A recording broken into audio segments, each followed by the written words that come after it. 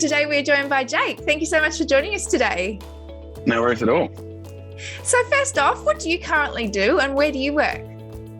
So currently I'm a leading hand in an electrical company. So the idea of a leading hand terminology is a construction-based one. But basically I take on the responsibility on site, look after our guys, liaise with the client, and sort of the middleman between senior management of the company and our guys on site to ensure we deliver the project successfully. Cool. So you're an electrician by trade? Yeah, electrician by trade. So that's where I started my journey. So I was a mature age student. I did some other stuff first. They say mature age. I think I started when I was 24, but they call that mature age in the apprenticeship world. So I started my pre-apprenticeship, which is a great opportunity. It was a certificate too. I think it's currently on the free TAFE list. It wasn't when I did it, but it's a great opportunity just to get your hands into the trade and sort of find out if the trade's for you and you're for the trade. And it also means that you're not going into that job, we say green, but not knowing what's happening. You've got a bit of experience behind you, which gives you confidence. So yeah, that's how I started, and got my trade in electric technology. How has your career progressed? So since starting your apprenticeship, how has that scaffolding just gotten taller and taller? Yeah, so I did my apprenticeship through group training, which is an opportunity to be lent out to different host employers. It's got its positive and negative, like every experience, but it meant that I got a vast different experience. And after that, I started my own business as well, my own electrical business. And that was my fallback. That became my fallback. If I can go and do that, if I can't find work or I can't, for some reason, work stops, I've got the fallback. I'm qualified. I've got the insurance and I've got the business. And since then, I've been working with Designer Build Electrical, I'm with now. So just working my way up the ladder, with the corporate ladder, they'd say in the other world, but the construction ladder. Just finding vocational courses. I think that's the key thing, that just the first course you do doesn't set what you have to do for the rest of your life when you go through the apprenticeship or vocational pathway. And I've just finished my certificate 4 in OH&S, and I've done some diplomas in business and management and construction management. So you can keep manipulating your career and moving and changing, but it's all about securing yourself, that skill set, and that secure, you feel a lot more confident to take those risks when you've got that foundation to fall back on. Yeah, for sure. Like there are so many different avenues you can go down, isn't there? Like I think sometimes it can be like a bit of a misconception that you're an electrician and that's what you'll be forever. But from what you're saying, there's so many different ways in which you can go.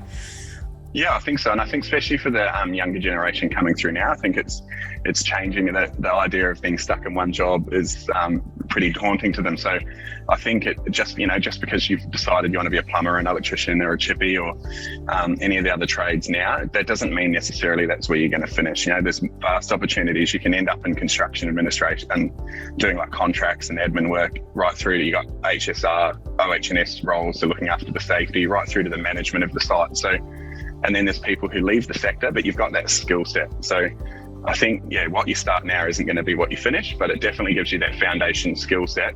And by all means, for some people, they stay in the trade too, like if you love the trade and it works for you, but there's always more responsibility and different roles to keep you excited. Yeah, for sure. So what sort of skills and attributes do you think are important for someone to be successful in the building and construction industry? I think a lot of the skills you'll learn along the way. I think the biggest one's willingness to learn. You've got to have an open mind and just sort of absorb everything in. And, you've got the opportunity to work with multiple different tradesmen who are all going to have different ideas and the perfect way to do things. The best way is just learn it all, be as helpful as you can. And the more you have that attitude, the more opportunities you're going to get from those tradesmen to do something you haven't done before. Yeah, absolutely. So what advice would you give to high school students out there who are thinking about whether a career in the building and construction industry is right for them? Where do they start?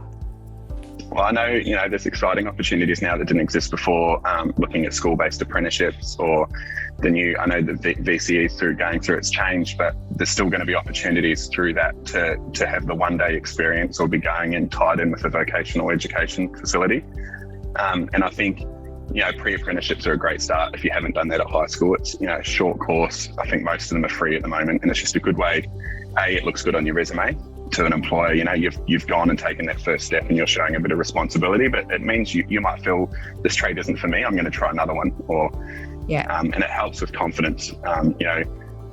I've been doing some work with the foundation, Master Builders Foundation, and I was lucky enough to receive a scholarship from them. And they're a great example. I think they've got a scholarship available for people who are becoming apprentices, and I think that it's about, don't quote me on the numbers, it's about $1,200. I think they pay for tools up front and $1,200 towards tuition.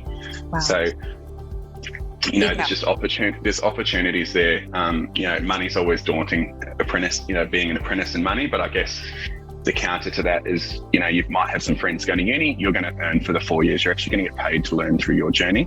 So the money might seem daunting to start with, you have no student debt and you're getting paid, and that things like this foundation scholarship, the government has half price rego, there's all these different initiatives to sort of help, so it's just do some research, Google it.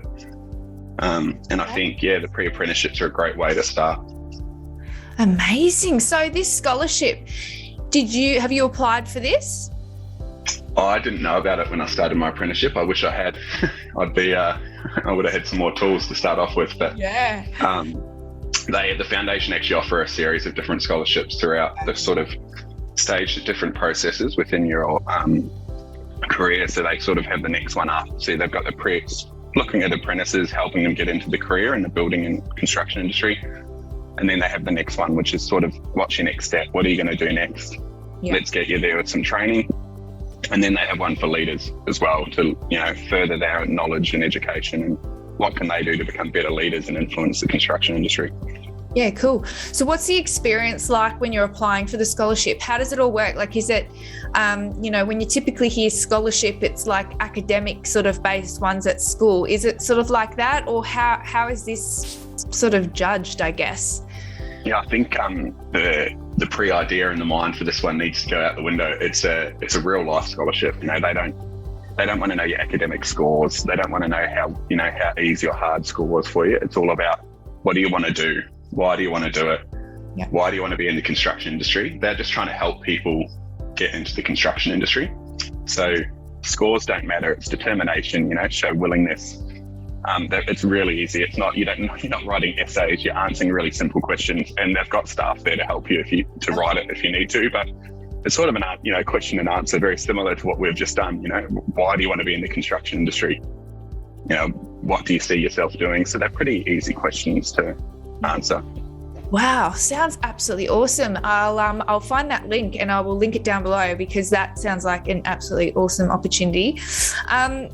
So how can the Master Builders Building and Construction Industry Foundation help anyone interested in getting a start? Obviously, the support will be there, like you were mentioning, not only financially, but I'm assuming that there's going to be people that can help kickstart your career in the industry as well. Yeah, I know Master Builders themselves have career start employees, and their whole role is to facilitate that and offer advice. Every association, if you're looking at a different trade, will have the same, NECA for the National Education Communications, they'll have it. The Plumbers Association will have it. So they're all good places to start, and just make the phone call, send an email. And if they don't have the exact information that you need, they're going to definitely know where to go. So. Yeah, awesome. Well, thank you so much for your time today, Jake. I'll link all the information that I can down below. And really appreciate your time. Thank you. Perfect. Thanks so much, Rebecca.